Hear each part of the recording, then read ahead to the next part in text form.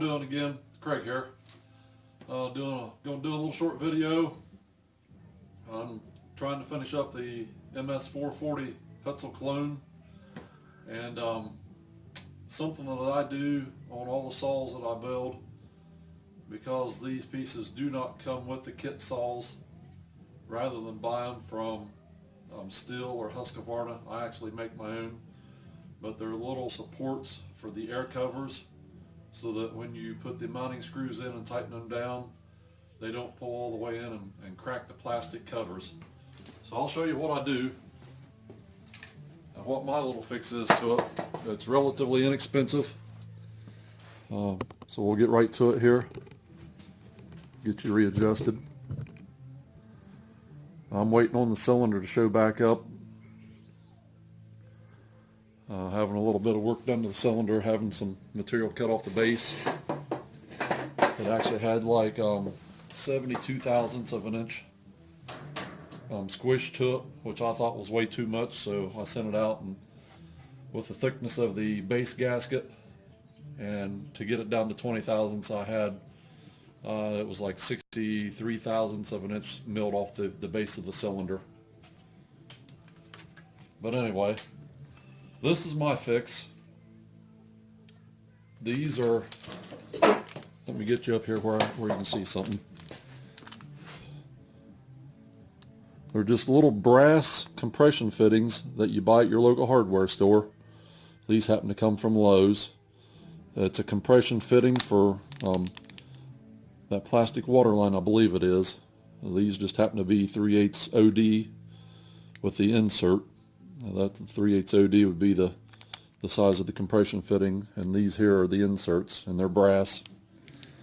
But what I'll do is, these covers for the mounting screws don't come with nothing to keep you from squishing this plastic and cracking it.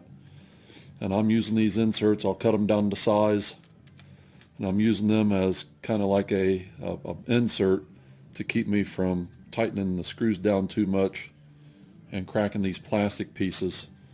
Works either on Husqvarna or on these Stihls. The only issue is that the taps don't fit into them. So you really, what you have to do is bore the inside of this copper sleeve out, and it's not that hard to do.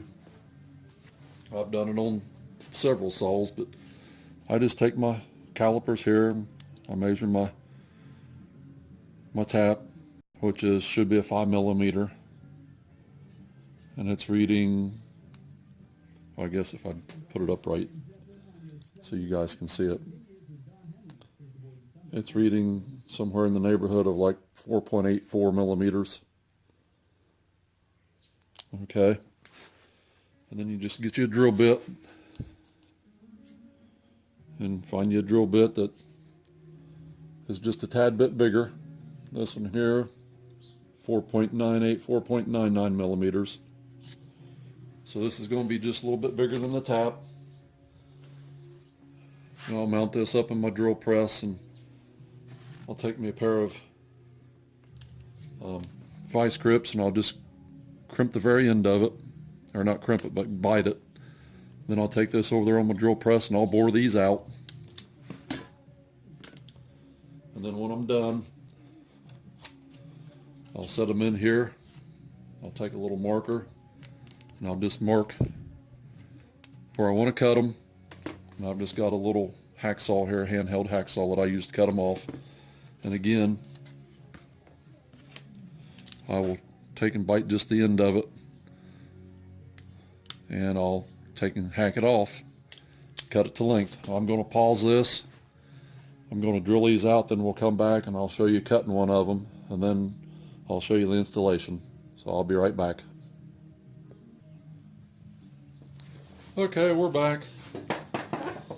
As I said, I just take and grip them in the vice grips. As you can see, I just kind of mash the end. I don't go too far up, because you don't want to take and smash it so far up that you're not going to have enough length to make it through your cover. and then I just drill down until I hit the bottom. I don't know if you can see that, but there's just a couple little holes where the drill bit started to punch through.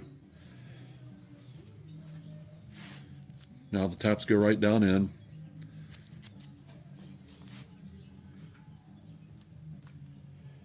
Now sometimes when you do that, especially if you crimp them too tight, like I did that one, they won't go through.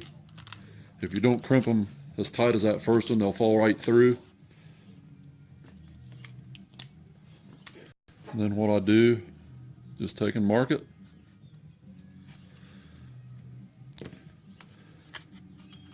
And see how that mark is just a tad bit longer than what the thickness of the plastic is, and I'll cut just on the top side of that. We'll do one on camera. I left my vice grips at the drill press. Let me grab them real fast.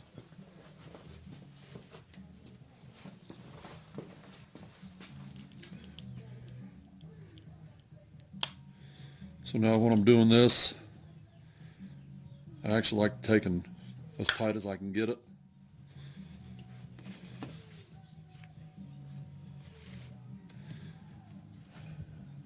Let me adjust you down here so you can see what I'm doing. And I'll just take and get it started. And remember, I'm coming to what would be the top side of that mark. So I'm coming closest to the flare. I'm just going to get it started.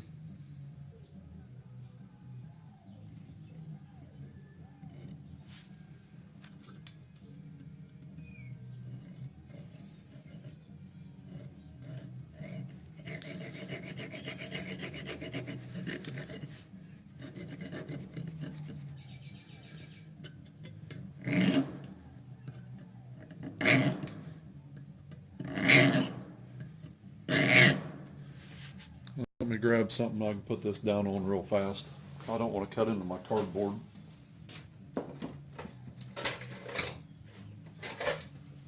Should have been a little bit more prepared, but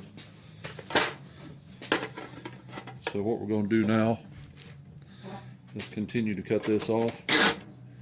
And it does get a little hard to push your saw blade through, so that's why I'm just pulling it.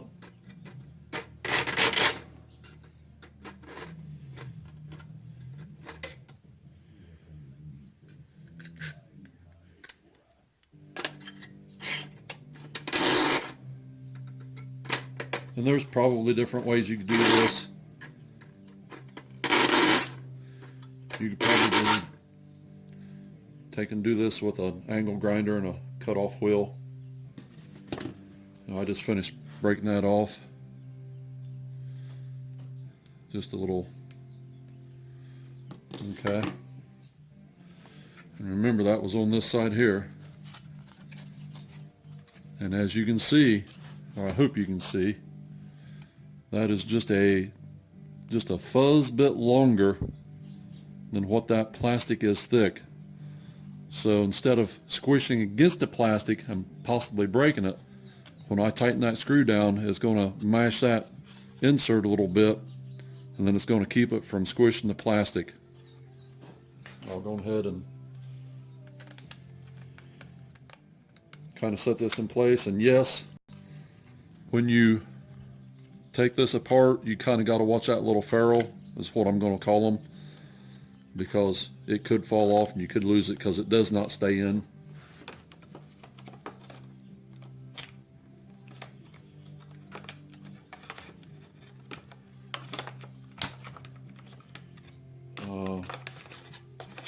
Oh, I guess it might work if I put it on right. My mistake. Get this all turned around here. And this is about how this is going to be setting in here. Something to this effect, just about right there.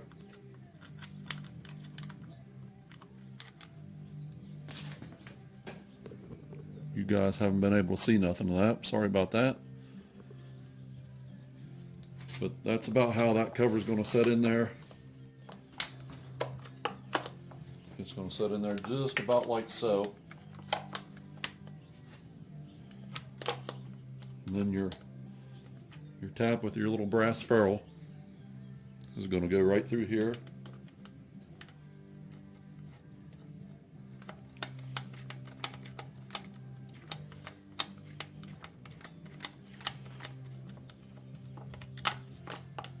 And you're going to pull it up until it's snug. And by doing that, that's going to prevent that tap right there from squishing that plastic and cracking it.